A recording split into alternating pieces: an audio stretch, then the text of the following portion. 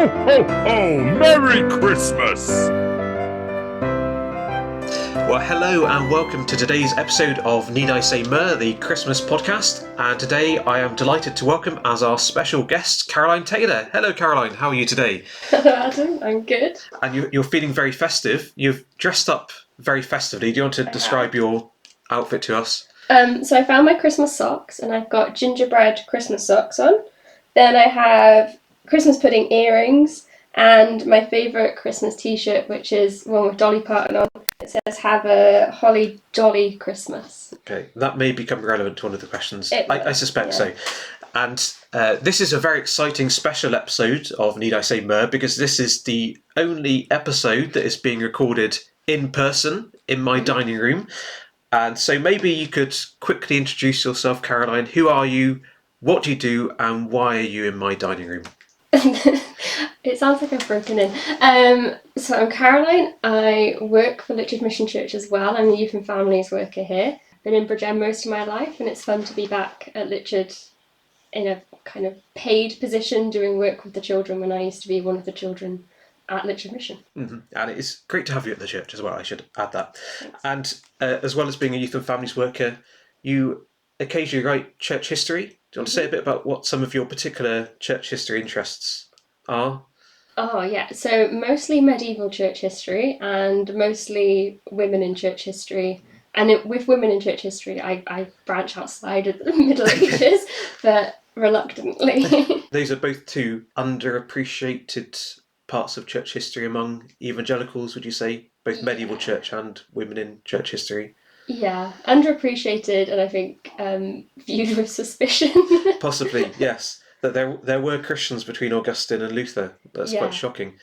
And maybe we can talk a bit about history for a moment then, because as evangelicals, which many of this podcast listenership will be evangelical Christians who have neglected medieval church history, if this year we wanted to make up for that omission by making our Christmases more medieval this year, as a historian, what would your tips be of how we can have a more medieval Christmas in 2023?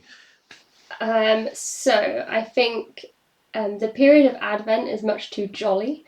Okay. Nowadays, so in medieval times during Advent, you fasted, and you fasted properly. So no festive food until December 25th. Wow, okay. And then December 25th was the start of the 12 days of Christmas, which is when you had no work. If you were a serf or a tenant, you got released by your boss, basically. So you had no job, and they had to provide a feast for you. So basically, you and I could go to the elders of Litchard Mission and ask them to put on a feast for 12 days between you from Christmas Day onwards. We've got an elders meeting next week. I'll raise that and see. Yeah, and like they were big feasts as well. I can't remember which king it was, but one of them ordered like 60 times 1,500 bottles of wine. That's a lot of wine, to give to his servants for the 12 days of Christmas. There we go. It's a lot of wine. And I think as much lamprey as they could find, so not even like a specific number, just as much as they you could find. There we go. Yeah. So that does mean that I need to change the tone of these podcast recordings, because these are going out in Advent, and I'm jolly is what I'm aiming for, but I need to aim for sombre. Yeah. And also festive food. Some people are eating it during Advent. We need to change that. Tell them to stop. Yeah. So I'm glad that we've done that. This is halfway through the recordings in terms of when they're being recorded. I don't know what order they're going out in, but I will make some changes to make this less jolly. And so that's a helpful perspective. But maybe we can talk about your modern celebration of Christmas as someone who is not living in the Middle Ages. Yeah. Although you wish that you were. A few questions I'm asking every guest who appears on this podcast, starting with Caroline. What is your favourite festive food? So I have two. My favourite festive food is my favourite food, point blank, which is pickled onions. Okay. Yeah. Pickled onions. What makes them festive, though? Is it just that they're your favourite festive food because they're your favourite food and you eat them at Christmas? Kind of. It's because in my family, pickled onions were something that we bought every year for Christmas, and we didn't buy them at any other time. So I only ever saw pickled onions at Christmas or at like church parties. Those are the two times. So for me, they are associated with Christmas, specifically Boxing Day. And do you get special festive pickled onions, or just any pickled onions you get your hands on? So it wasn't until this year that I got introduced to the concept of like flavoured pickled onions. So I might look into because I'm the only person in my family who eats them. So I could look into getting some festive ones, yeah. Okay.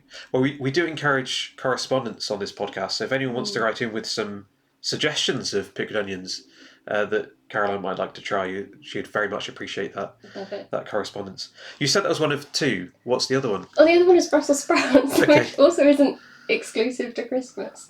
Okay. Yeah. Do you eat them regularly outside of Christmas? I would, yeah. You would, but what's holding you back? Well, they're more expensive Okay. throughout the rest of the Okay. year, and then they're like cheaper around Christmas. Fair enough. And also, it's a lot of like at Christmas you make them slightly fancier, so we have them like with bacon and stuff. Yeah, and it's just great. But will you be fasting from pickled onions during Advent this year? No. No. Next question. What is your, and I think I can guess part of the answer to this question, what is your favourite non-religious Christmas song, and is it by Dolly Parton? It is by Dolly Parton, Okay. yes. Dolly Parton has 2 Christmas albums. Two? Okay. 2. So she has one from the 80s, which is with Kenny Rogers, which is great. And then she released one, I think it was last year, it might have been the year before, called A Holly Dolly Christmas. The one from the 80s is Once Upon a Christmas, and that is the one that has my favourite Christmas song in, which is a song called With Bells On, which is with both Dolly and Kenny Rogers. Okay. Yeah. And what makes that your particular highlight? I like songs, especially ones by Dolly Parton, that are kind of like weird and silly almost, and this one's like one of those because it's the length of like a normal song. It's got two very short verses and then just a chorus, which they apparently loved because they just sing it repeatedly. And like I think it's within the first minute there's like a music break, and if you listen to any Dolly Parton songs, there's this thing that this great thing that she does, which is she rhymes words that don't actually rhyme by singing them in a very strong country accent to make them rhyme, and this is one of those songs, and it's great. Okay. Yeah. And because she's got 2 Christmas albums, there are few musicians probably, I won't name any for legal reasons, but there's some who have Christmas albums, but those are like, they're not their best work. It's like they've released them to make some extra money at Christmas, but you wouldn't really listen to them. In terms of, if you had to rank all of the Dolly Parton songs that there are, where would the Christmas songs come in that ranking? Are they genuinely good Dolly Parton songs? I think some of them are. I think the type of country music I like is very much like storytelling vibes, and that's what lots of her Christmas music is. Lots of it's very kind of cheesy Christmas, like Goodwill to All kind of. But she has some, so there's one on the same album of Kenny Rogers, which is Hard Candy Christmas, which is another one of my favourites, just because it's a Christmas song that's all about how she's finding life very difficult, but she's going to try and have a good Christmas, and then in the new year she might make lots of changes. And I think Christmas isn't always really happy, and it's nice to have a song which is kind of about that without it being all about like romantic love, which lots of Christmas songs are. And that's the other thing with Dolly Parton. Lots of her Christmas songs aren't about romantic love. Some of the ones are, especially the ones of Kenny Rogers, but lots of them aren't. So yeah, I really like some of the songs. And she also always includes a few like Christian songs on her albums. So the Christmas ones especially, some of them are really good. Yeah. Yeah, I know very few Dolly Parton songs at the moment, but I will have to explore. But not during Advent, because Advent can't be jolly. So yeah, I have Christmas to wait Day. Christmas Day, first thing to help me prepare for the Christmas Day service. On at 8:00, we'll go the Dolly Parton Christmas albums. Okay, so that's music. Let's talk about decorations. Your least favourite Christmas decoration. And this is a significant question for you because you are about to celebrate your first Christmas in your newish house that you moved in early this year. Yeah. So Christmas decoration questions are, I imagine, things that you're taking very seriously and putting a lot of thought into at the moment. So what is going to be excluded from your house as your least favourite decoration? Tinsel. Okay. I really don't like tinsel. We never had it in our house growing up because my mum also hates tinsel. But specifically like the type of tinsel, and I can't remember what it's called, but like you string it and you string it onto the tree, and so it's just like loads of little like spaghetti-like things of tinsel. No. Yeah, one of the other podcast guests did tell me what that was called, and I can't remember. But it's like tinsel but worse. Yeah, basically. I just don't like it because I feel like Christmas decorations should be reusable. Like you should have them, you bring them out every year and you get to admire them. And tinsel just seems to like fall apart. And then that one that you string on trees, like you have to take that off at the end of the year and then it just ends up going in the bin. Like it seems pointless. Yeah, it's a very popular answer on this podcast. There's a lot of correct dislike of tinsel and a lot of questions about what the point of tinsel is. And yeah, so you're not alone with that. So have you, because we're recording this in November and it'll go out in December, have you decided at this point where your Christmas tree is going? Yes. Yeah, I have a big plant in my living room, and so I'm going to move the big plant, and that's where the tree's going to go. That's good. Have you decided where the big plant's going to go? No. That's good. Okay, which brings us nicely to the last question, which isn't about plants, but getting to the heart of Christmas and why Christmas is an especially good time of year for us as Christians. And for you, working as a youth and families worker, you'll be telling the Christmas story to lots of children in different kind of contexts and doing lots of crafts and things like that. So I'm wondering, as you think about the nativity account, who is your favourite person in the nativity account, not including Jesus? So I feel like it's probably a very popular answer. My favourite is Mary. But it has only been for like the last few years. I don't know who it was before then, but she's definitely become my favourite in the last few years.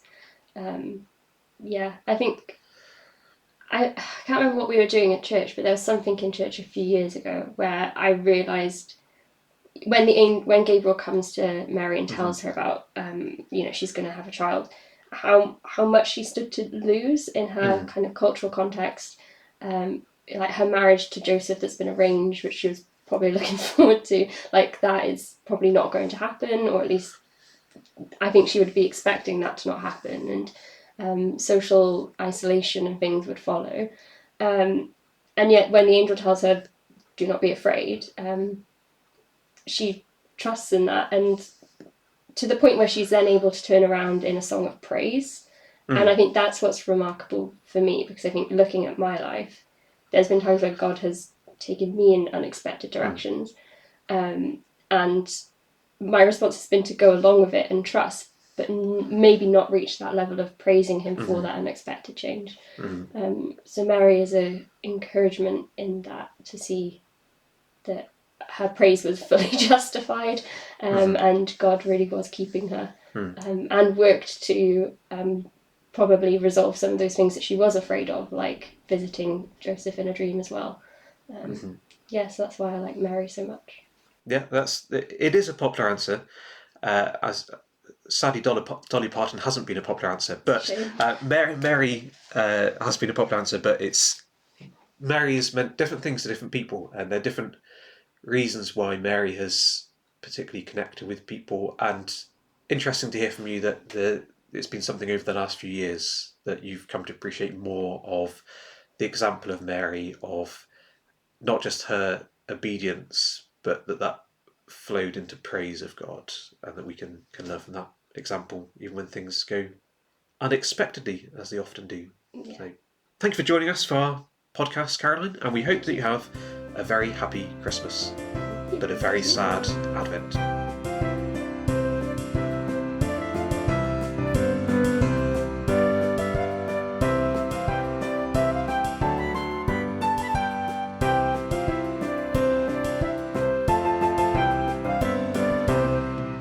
Ho, ho, ho! Merry Christmas!